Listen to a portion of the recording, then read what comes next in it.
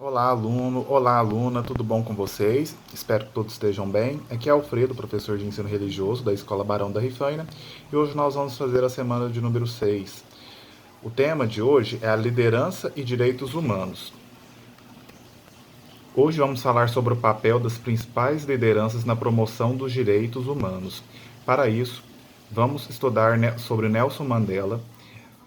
Leia o texto com atenção e faça as atividades com caprichos. Estamos ansiosos para ver suas respostas. Nelson Mandela nasceu em 1918 e morreu em 2013. Foi um advogado, ativista político e presidente da África do Sul de 1994 até 1999. Ele nasceu em uma vila de nativos da África do Sul, embora fosse uma família aristocrata e tivesse uma educação privilegiada. Ainda assim, sentia os efeitos da discriminação promovida pelos grupos que governavam seu país. Naquela época, a África do Sul era governada por afrikaners, descendentes colonizadores ingleses que queriam manter sua posição privilegiada. A população negra era marginalizada através de leis que regulavam os espaços públicos, o chamado apartheid. Havia praias específicas para os brancos e negros e limites até para a utilização de banheiros e bebedouros. Também proibiram um casamento interracial. Ainda jovem, Mandela se mudou para Joanesburgo e graduou-se em Direito e Arte. Nessa época, ele começou a frequentar reuniões do Congresso Nacional Africano, CNA, movimento contrário ao apartheid. Mediante todas as injustiças, perseguições e massacres que ocorriam contra a população negra, Mandela foi se envolvendo cada vez mais na militância em favor de seu povo. Porém, em 1962, ele foi condenado e permaneceu preso por 27 anos até 1990. Mesmo encarcerado em terríveis condições, que incluíam trabalhos forçados e isolamento, Mandela não deixou de escrever e lutar pelos seus direitos. Ainda jovem, Mandela se mudou para Joanesburgo, onde graduou-se em Direito e Arte. Bom, a prisão de Mandela provocou uma onda de indignação em todo o mundo. Vários protestos foram organizados em Londres, Paris, Estados Unidos, exigindo a libertação do líder. Ainda assim, os presidentes sul-africanos se recusaram a soltá-lo. Em 1984, houve uma oferta de liberdade para Mandela. Ele poderia sair da prisão desde que se afastasse da política. Ele recusou a proposta e ficou preso por mais 6 anos. Apenas em 1990, o presidente Frederic de Klerk liberou Mandela e retirou o CNA da ilegalidade e acabou com a lei do apartheid. Ao sair da prisão, Mandela fez um discurso chamado "O País à Reconciliação". Então, 3 anos depois, de Klerk e Mandela foram agraciados com o Prêmio Nobel da Paz por sua luta pelos direitos civis humanos. Mandela ainda ganhou o título de pai da pátria, né? Da moderna nação sul-africana, e depois disso foi eleito presidente em 1994 e governou até 1999. Vamos agora fazer as atividades, alunos. Número 1. Vamos testar sua compreensão do texto. Letra A. Grife em vermelho as partes do texto que relatam as injustiças sofridas pelo povo negro na África do Sul. Quais foram essas injustiças, né? Vocês vão lá e marquem ela de vermelho. Letra B. Grife em azul as partes do texto que indicam o que Mandela fez contra essas injustiças.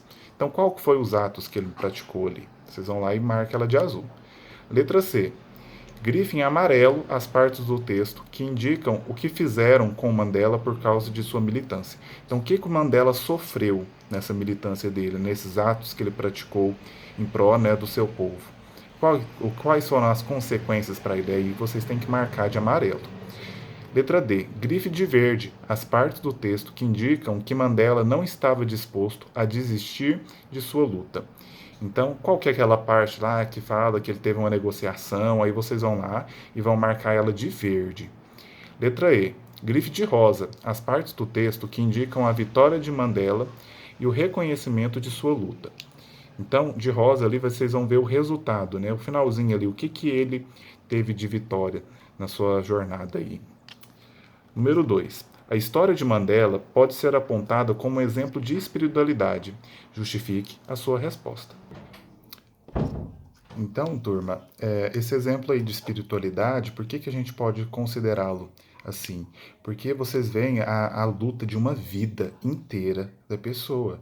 Ele, ele foi longevo, ele viveu quase 100 anos, mas mesmo assim ele teve uma condição de vida muito ruim, ele ficou quantos anos preso? Então, isso é um exemplo de espiritualidade, ele teve chance de sair da cadeia. E mesmo assim, ele foi uma pessoa ativa, né? Ele é exemplo de resiliência, de força e de vitória, né? Porque ele conseguiu chegar no objetivo que ele tanto sonhou. E, por fim, a letra 3, né? Por que a luta de Mandela pode ser considerada uma luta pelos direitos humanos? Gente, ele ganhou o Prêmio Nobel da Paz. Por que, que ele ganhou o Prêmio Nobel da Paz? Porque ele mudou, ele acabou com esse período chamado apartheid, que vocês já devem ter escutado em outros momentos, de que é de segregação racial. De um lado fica os brancos, de outro negro. Ele acabou com isso na África do Sul. Então vocês têm noção da dimensão do que representa Nelson Mandela na comunidade negra e na comunidade humana, né, dos direitos. Então isso é a importância dele, né? Ele foi um homem muito importante por isso. E por fim a número 4, que é a última. Porque a presença de lideranças comprometidas com os direitos humanos pode ser importante para uma nação. Então essa nação tem essa pessoa, essa figura que é o Nelson Mandela, já falecido, né, desde 2013, que de fato se comprometeu com os direitos humanos. Então é uma representatividade, é algo que cativa a população e é um espelho, é um líder que tem a honra, né? É um líder que merece ser seguido, diferente de outros lugares.